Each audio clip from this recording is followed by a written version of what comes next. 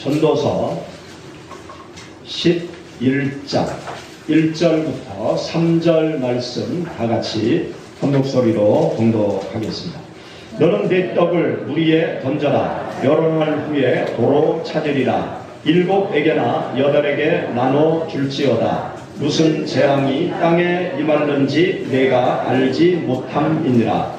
구름에 비가 가득하면 땅에 쏟아지며 나무가 나무로나 독으로나 쓰러지면 그 쓰러진 곳에 그냥 있으리라. 아멘.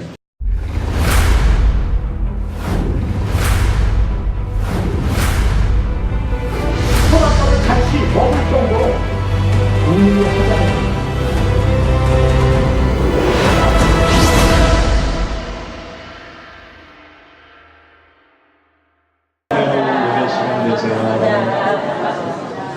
다시 한번 인사하겠습니다.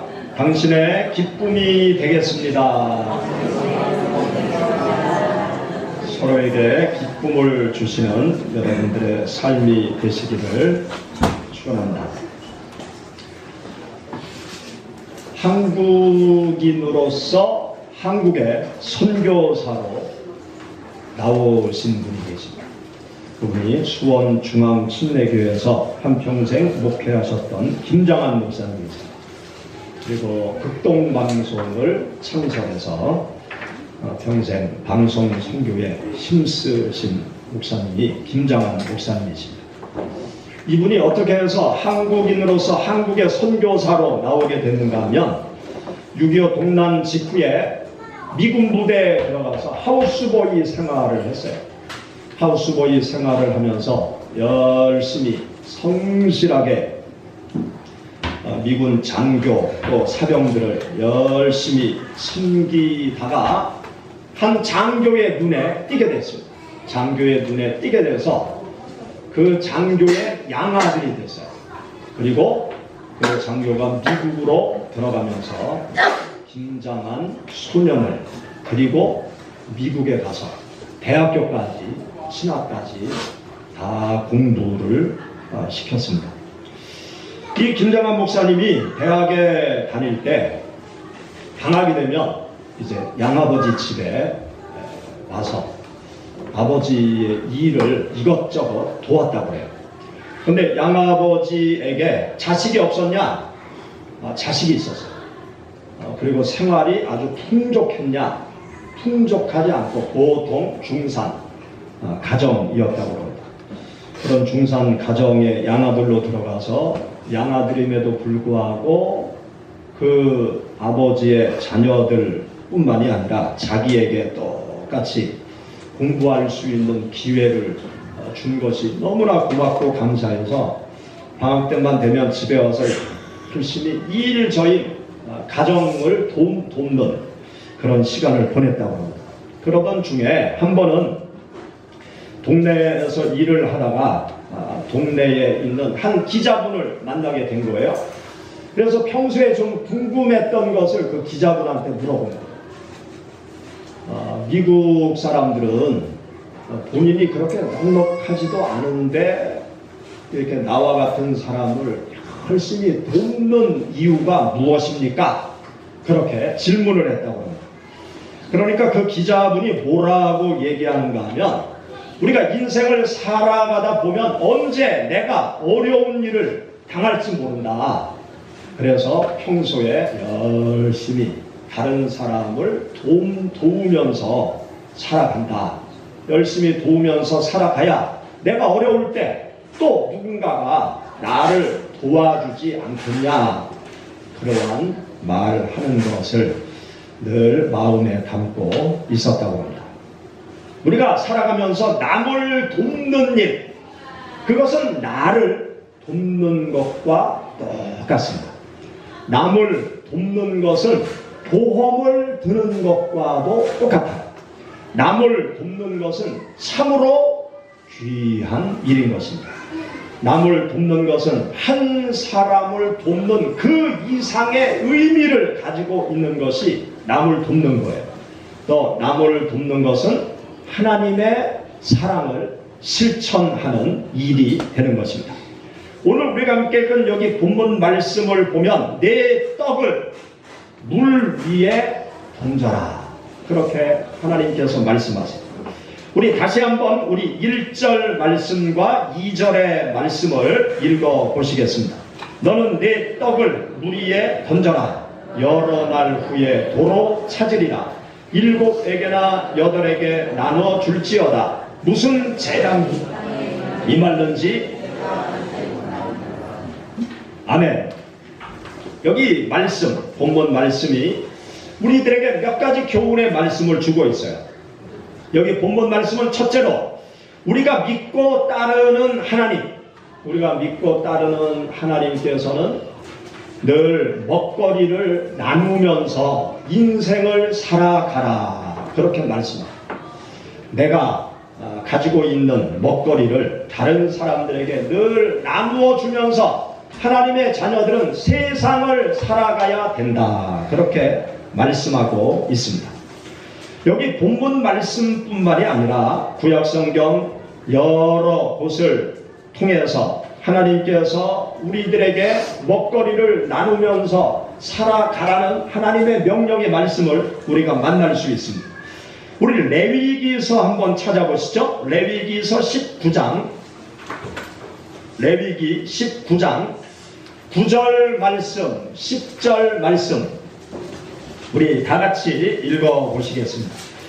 너희가 너희 땅에서 곡식을 거둘 때에 너는 반 모퉁이까지 다 거두지 말고 내 떨어진 이삭도 줍지 말며 내 포도원의 열매를 다 따지 말며 내 포도원에 떨어진 열매도 줍지 말고 가난한 사람과 거류민을 위하여 버려두라. 나는 너희의 하나님 여호와니라. 아멘.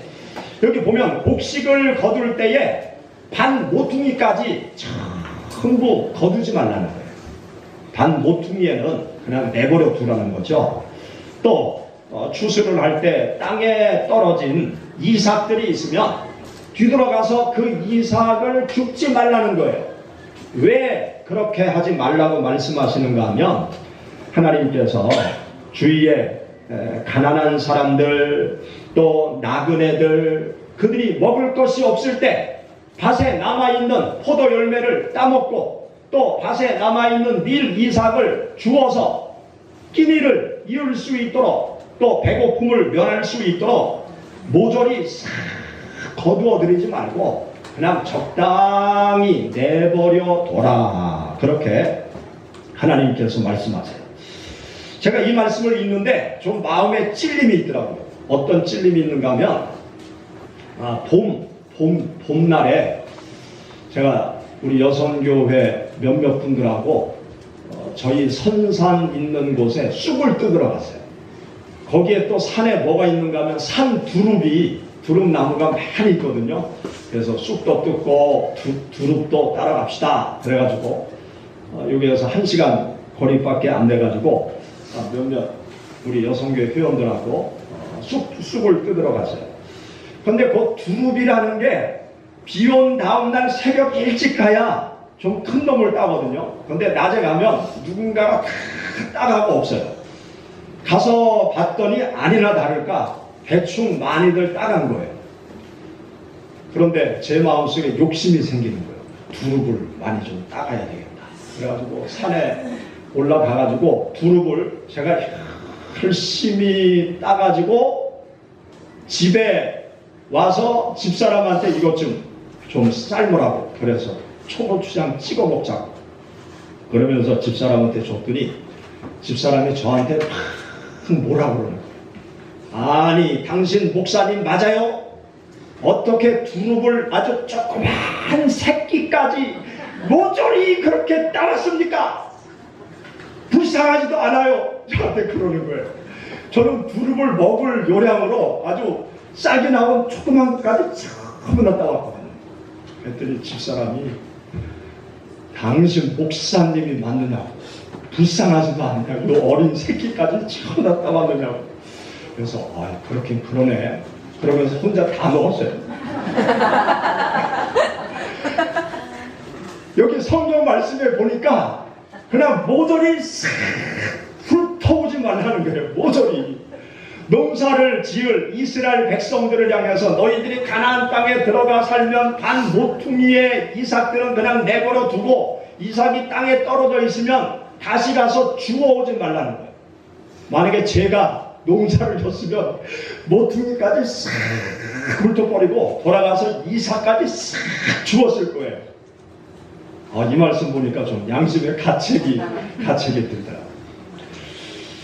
하나님께서는 이 주위에 가난하고 어려운 사람들을 늘 생각하신 거예요. 그래서 그들을 위한 배려, 사랑의 배려의 흔적을 남겨야 된다. 그렇게 말씀하고 계신 것이죠.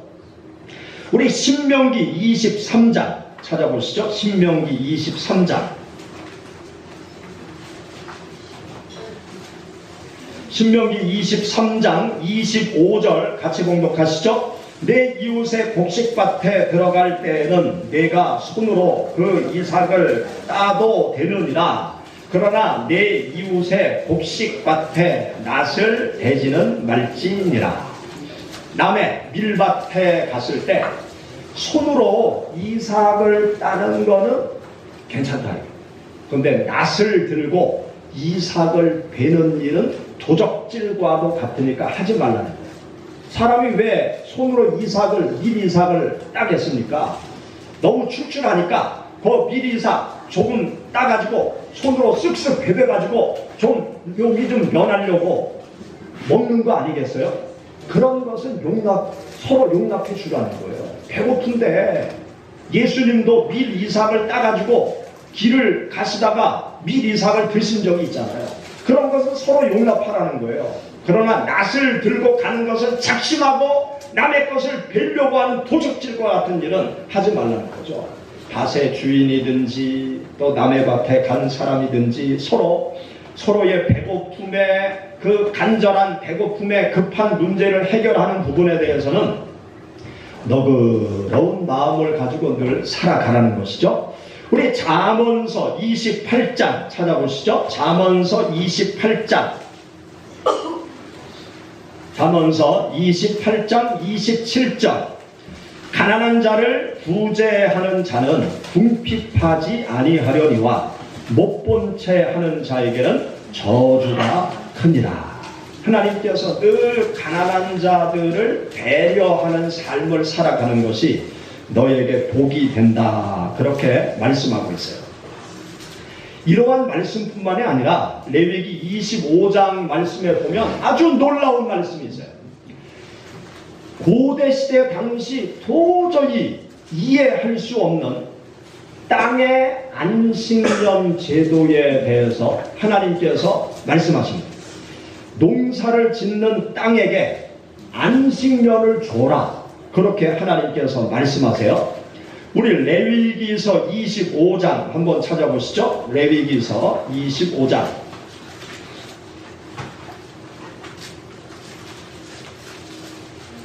레위기서 25장 우리 1절 말씀부터 7절의 말씀. 여호와께서 시내 산에서 모세에게 말씀하여 이르시되 이스라엘 자손에게 말하여 이르라. 너희는 내가 너희에게 주는 땅에 들어간 후에 그 땅으로 여호와 앞에 안식하게 하라. 너는 6년 동안 그 밭에 파종하며 6년 동안 그 포도원을 가꾸어 그 소출을 거둘 것이나 7째 해에는 그 땅이 쉬어 안식하게 할지니 여호와께 대한 안식이라. 너는 그 밭에 파종하거나 포도원을 가꾸지 말며 내가 거둔 후에 자라난 것을 거두지 말고 가꾸지 아니한 포도나무가 맺은 열매를 거두지 말라. 이는 땅의 안식년임이니라. 안식년의 소출은 너희가 먹을 것이니 너와 내 남종과 내 여종과 내 품꾼과 너와 함께 거류하는 자들과 내 가축과 내 땅에 있는 들짐승들이 다 그 소출을 먹을 것을 삼을지니라. 아멘. 이스라엘 백성들이 출애굽 후에 광야 40년 생활을 거쳐 가나안 땅에 들어가 살게 돼요. 그런데 가나안 땅에 들어가 살 때 너희들이 포도나무 농사를 짓고 무화과 농사를 짓고 밀 농사를 짓고 그렇게 농사를 짓는데 너희들이 6년 동안은 힘써 일을 해서 땅을 갈고 곡식을 거두고 열매를 거두면서 사는데 7년째 되는 해에는 너희들이 곡식을 파종하지도 말고 나무를 가꾸지도 말고 땅을 경작하지도 말고 그냥 가만히 1년 동안 묵혀둬라. 땅을 쉬게 하라. 그렇게 말씀하세요. 그러시면서 하나님께서 어떤 말씀을 하시는가 하면 포도원을 이제 하고 있는데 그 포도나무 과수원에 7년째 되는 해 땅을 쉬게 하고 또 가꾸지 않고 가만히 내버려둬도 포도나무가 열매를 맺힐 거 아니에요. 그러면 그 포도원이 내 것이라고 해서 내가 가서 그것을 거두어서 내 것으로 다 만들지 말라는 거예요. 그냥 가만히 내버려두라는 거예요. 누구를 위해서 내버려두냐? 지나가는 나그네가 그 포도나무의 열매를 따먹도록 내버려두고 또 동네에 있는 가난한 사람들이 그 포도나무 열매를 따가도록 그냥 가만히 내버려두고 굶주린 사람들이 그 포도원의 열매를 따다가 먹고 팔도록 가만히 내버려두고 짐승들도 마음대로 와서 따먹고 살도록 그냥 가만히 내버려두자는 거예요. 여러분 생각해 보세요.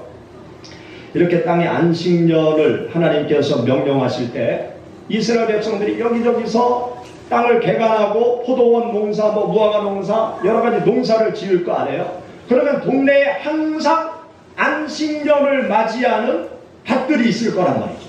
그러면 동네 가난한 사람들이 항상 먹거리 문제가 해결이 되는 거예요.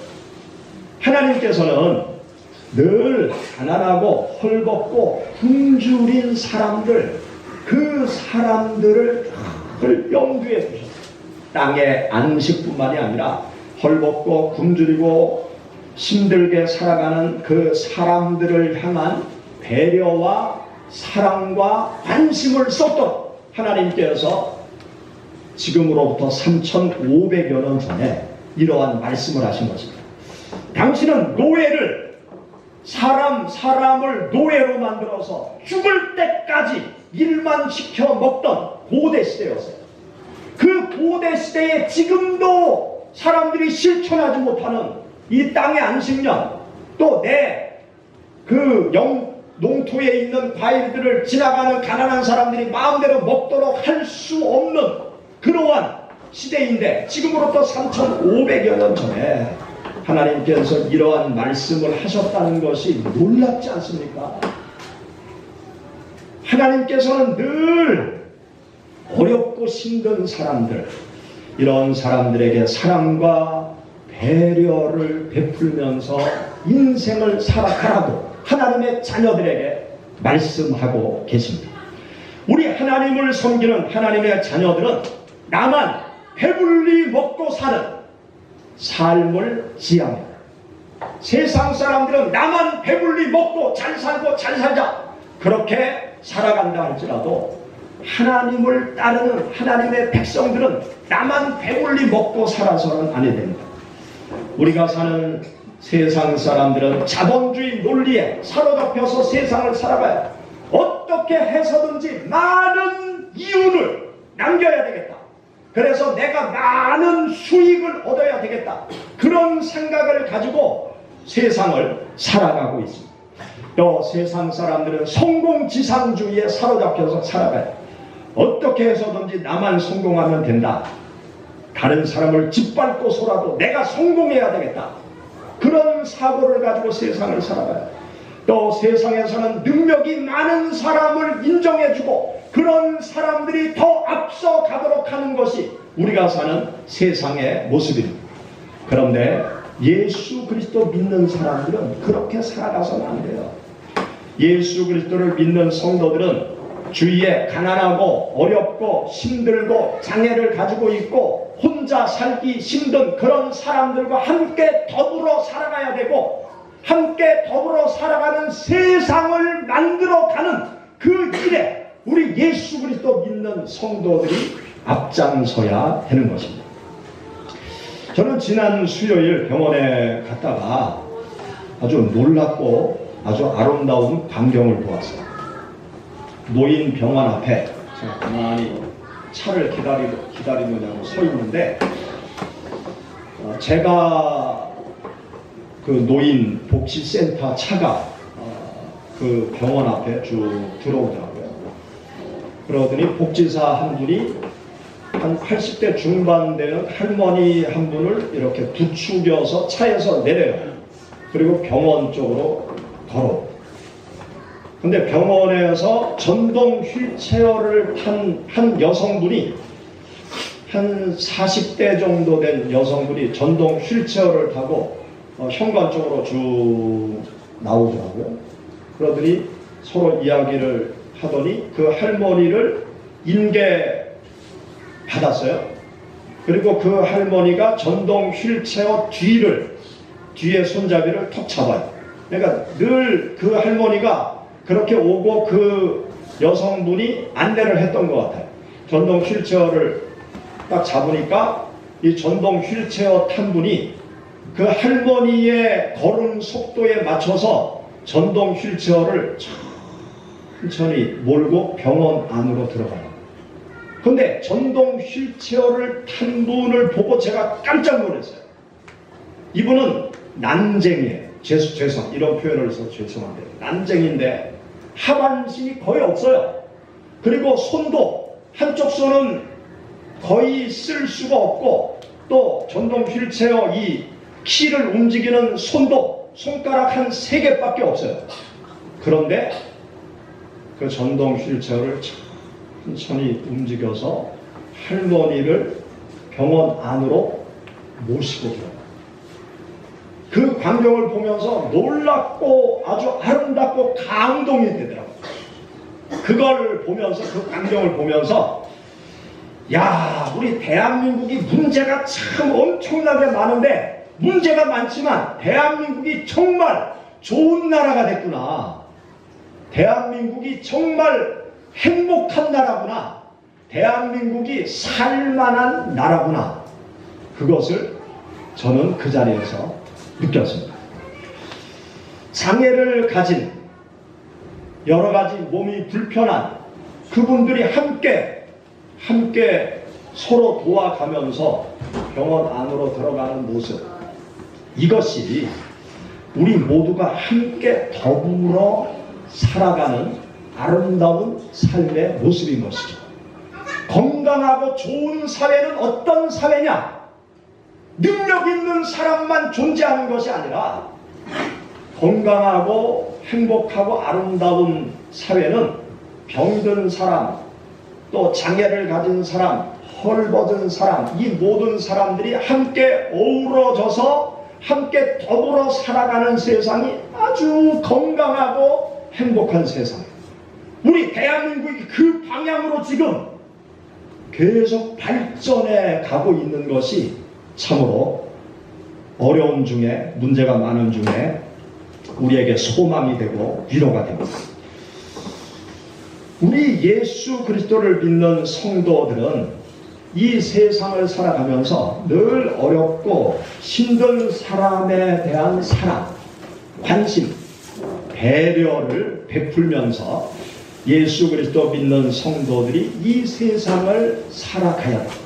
그것이 내 식물을 물 위에 던져라 라고 말씀하시는 하나님의 명령 속에 담겨진 의미인 것입니다. 속에 어떤 의미가 담겨져 있는가 하면, 이 떡이라는 것은 모든 사람들에게 소중하고 꼭 필요한 것임을 말씀하고 있습니다.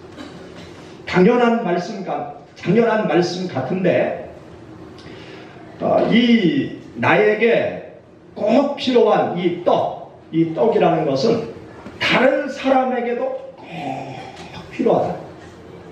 나에게 꼭 필요하듯이 이 떡이라는 것은 다른 사람에게도 꼭 필요하다.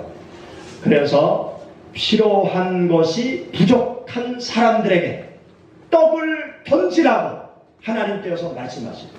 나에게 떡이 꼭 필요하듯이 다른 사람에게도 떡이 꼭 필요하기 때문에, 떡이 부족한 사람들이 있으면 반드시 나의 떡을 그 사람에게 나누어 줘라. 그렇게 말씀하시는 것입니다. 이 떡이라는 것은 우리들에게 정말로 소중한 것이죠. 생명을 유지하고 건강을 유지하게 만들고 또 우리에게 사는 기쁨을 주잖아요. 또 하루하루 살아가는 그 재미와 맛을 주는 것이 이 떡이라는 거잖아요. 금식을 해보면요, 이 먹는 게 얼마나 중요하다는 것을 알 수 있어요. 금식을 하면 힘이 없어져요. 금식을 하면 아침에 눈을 떠도 재미가 하나도 없어요.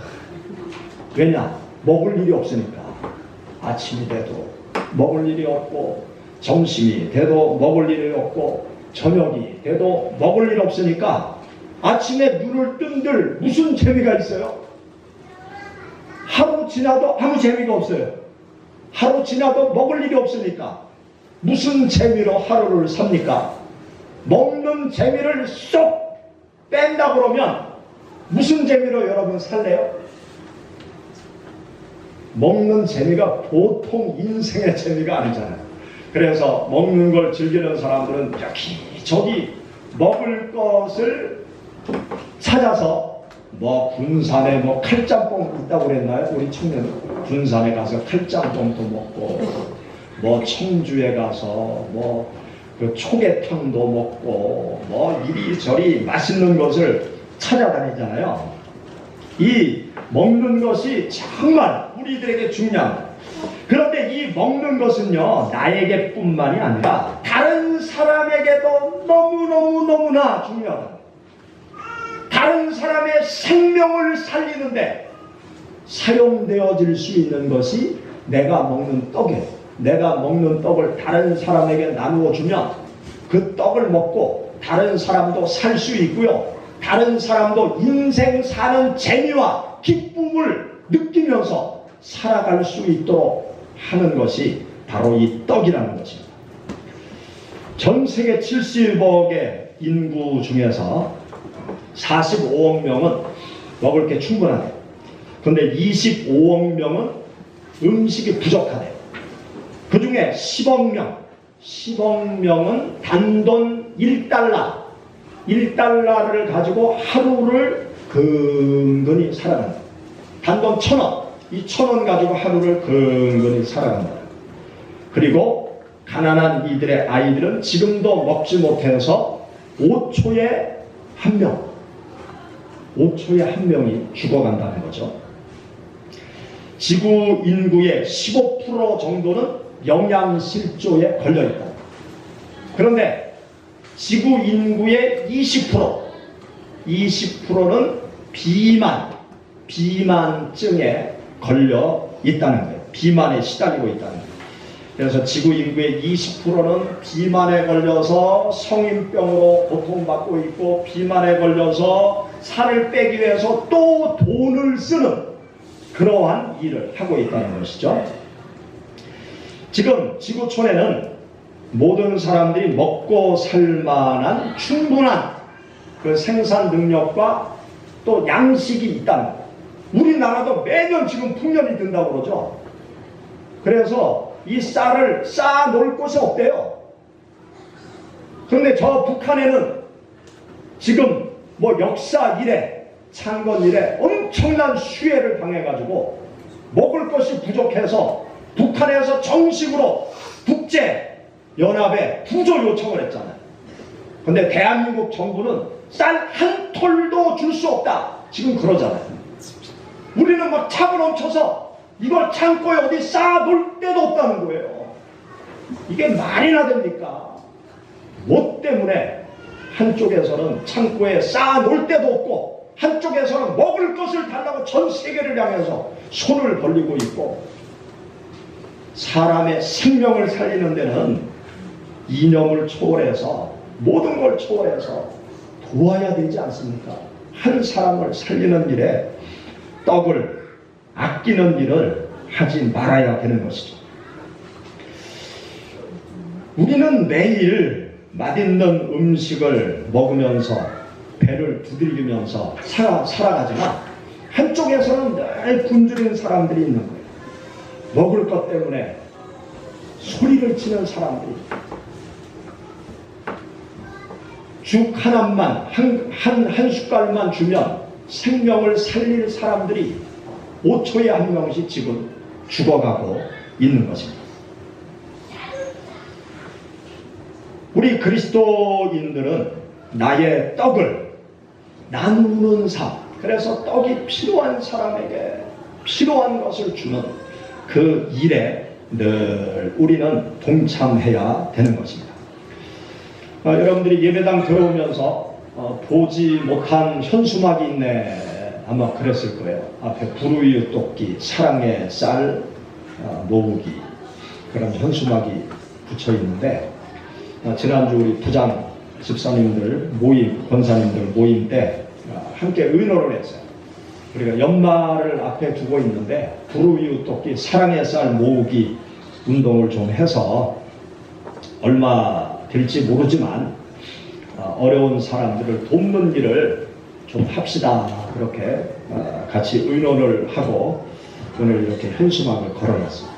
여러분들이 하나님께서 주위에 굶주려 있는 사람들을 위해서 떡을 던지라는 하나님의 말씀, 늘 굶주린 사람들을 생각하면서 사랑과 배려의 삶을 살아가라고 말씀하시는 하나님의 말씀을 여러분들이 이제 한 해를 보내면서 실천할 수 있기를 바랍니다. 여러분들이 조금만 그 생각을 하시면, 조금만 주님의 사랑의 마음을 담으면 뭐 쌀 한 포 내놓지 못하겠어요? 대전에 적어도 둔산동에 사시는 분들인데 쌀 한 포 못 내놓으시겠어요? 회의를 하는데 그럼 쌀을 어떻게 내놓도록 할까요? 제가 여쭤봤어요. 저는 생각을 다 하고 여쭤봤어요. 뭐 이런저런 얘기 많이 하시더라고요. 그런데 적어도 10kg 한 포 이상은 좀 내놔야 되지 않겠어요? 10kg 이상 좀 내놓고 뭐 사랑의 쌀이라고 얘기를 해야 되지 않겠습니까?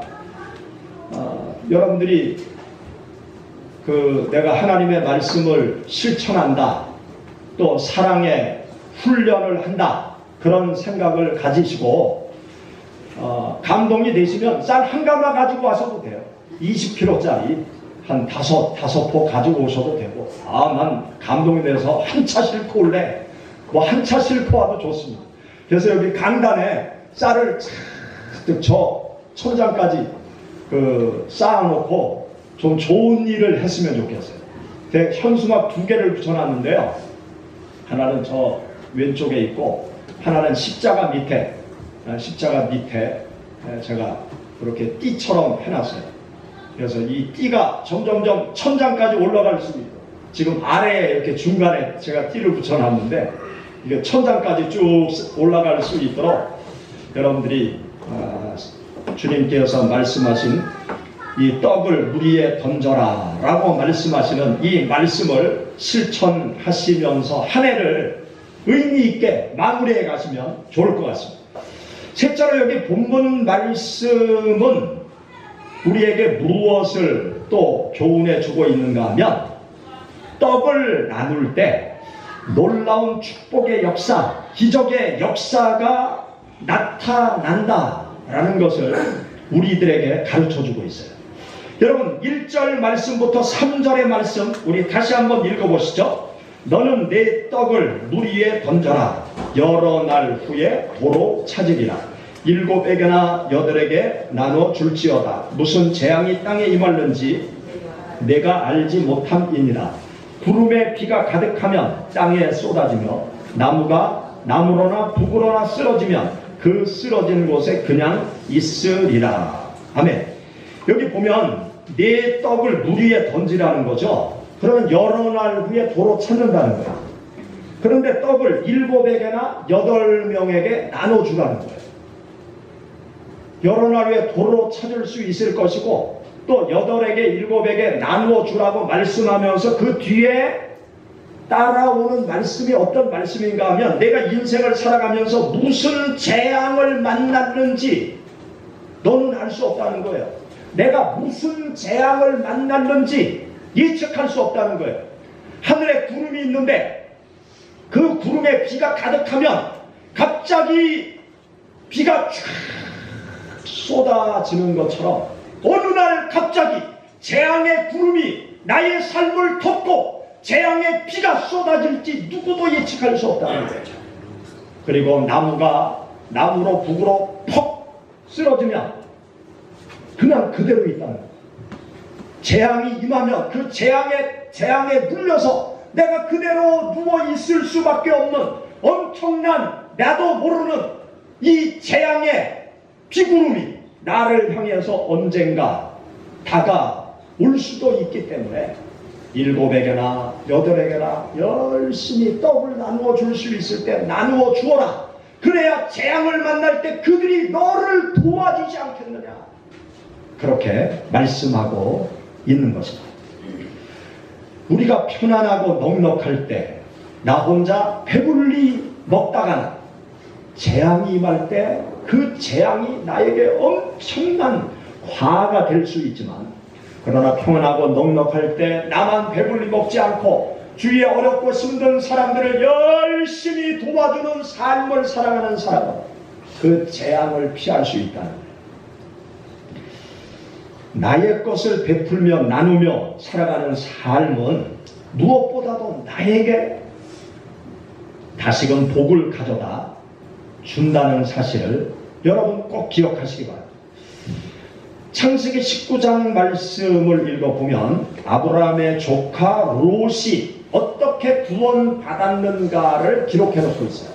그런데 이 아브라함의 조카 롯이 구원을 받은 결정적인 요인이 있어요. 그 요인이 뭔가 하면 이 롯이 해질 무렵에 성문 앞에 앉아 있었어요.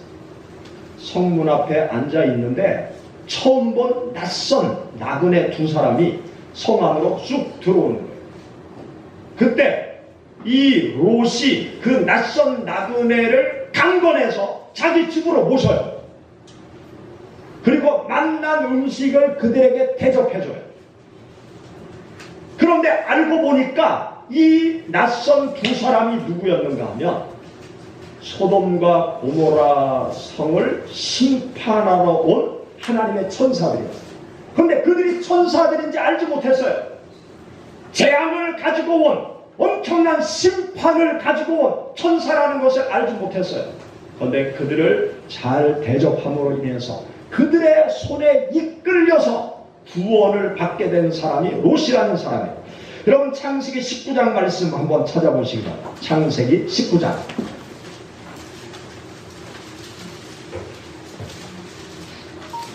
창세기 19장 우리 1절 말씀부터 같이 읽어보시죠. 저녁 때 그 두 천사가 소돔에 이르니 마침 롯이 소돔 성문에 앉아 있다가 그들을 보고 일어나 영접하고 땅에 엎드려 절하며 이르되 내 주여 돌이켜 종의 집으로 들어와 발을 씻고 주무시고 일찍이 일어나 갈 길을 가소서. 그들이 이르되 아니라 우리가 거리에서 밤을 새우리라. 롯이 간청함에 그제서야 돌이켜 그 집으로 들어오는지라. 롯이 그들을 위하여 식탁을 베풀고 무교병을 부으니 그들이 먹으니라. 우리 15절부터 읽어보시죠. 동틀 때 천사가 롯을 재촉하여 이르되 일어나 여기 있는 네 아내와 두 딸을 이끌어내라. 이 성의 죄악 중에 함께 멸망할까 하노라. 그러나 롯이 지체함에 그 사람들이 롯의 손과 그 아내의 손과 두 딸의 손을 잡아 인도하여 성 밖에 두니 여호와께서 그에게 자비를 더하심이었더라. 그 사람들이 그들을 밖으로 이끌어낸 후에 이르되 도망하여 생명을 보존하라. 돌아보거나 들에 머물지 말고 산으로 도망하여 멸망함을 면하라. 아멘. 여기 보면 이 두 천사가 롯의 가족의 손을 잡아 끌어서 이 소돔과 고모라 성이 멸망당할 때 그 성에서 이끌어내었다. 그래서 살게 되었다. 멸망을 면하게 되었다. 그렇게 말씀하고 있어요. 나의 것으로 남에게 베푸는 일을 하나님께서는 기뻐하십니다. 나의 것으로 남에게 베푸는 일을 하는 성도들에게, 인생들에게 하나님께서 복을 내려주세요. 우리 마지막으로 신명기 15장의 말씀을 읽어보시죠. 15장 10절. 신명기 15장 10절. 다 같이 찾아서 신명기 15장 10절 우리 읽어보시겠습니다. 너는 반드시 그에게 줄 것이요 줄 때에는 아끼는 마음을 품지 말 것이니라. 이로 말미암아 내 하나님 여호와께서 내가 하는 모든 일과 내 손이 닿는 모든 일에 네게 복을 주시리라. 아멘. 여러분들의 것을 남에게 베풀음을 통해서 하나님께서 베풀어 주시는 축복을 받아 누리시는 여러분들이 되시기를 주의 이름으로 축원합니다. 같이 기도하겠습니다. 우리 말씀을 생각하면서 하나님 앞에 통성으로 기도드리겠습니다. 할렐루야. 하나님 아버지 감사합니다. 저희가 이 세상